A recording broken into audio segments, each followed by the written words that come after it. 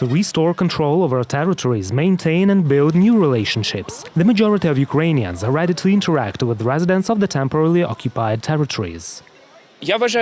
I believe that relations with representatives of the Crimea and the occupied Donbass should be maintained, but under the Ukrainian banner, under Ukrainian flag.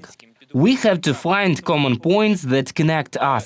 This is Ukrainian future, our common Ukrainian future. People are not guilty of what is happening. Most of the people who stay there are normal and adequate. I have a lot of friends there.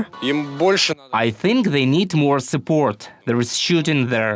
The stress is enormous. We have to support them against all odds. According to the survey held on the request of the National Platform for a Dialogue on Peace and Safe Reintegration, only 20% of the respondents would not agree to any compromise. People who relate to the discourse of the wall are to blame. They blame the occupied territories. They believe that nothing will ever change. And it was all different from the beginning. This is a rather marginal niche. 55% support safe reintegration, and only 20% say that there cannot be compromise.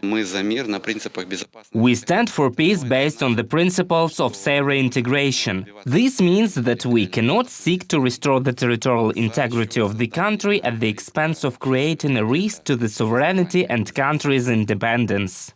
Bringing back of the passenger bus connection with separate areas of Donetsk and Luhansk regions and the occupied Crimea is supported by 62% of the respondents. The simplification of procedures for the legalization of documents are supported by 60%, and half of the respondents support preferential admission of applicants to universities. These indicators mean that for the majority of our citizens, both in the center, in the east and in the north, people who live in the temporarily occupied territories remain their fellow compatriots, even in spite of 7 years of efforts by the Russian Federation to limit contacts between people.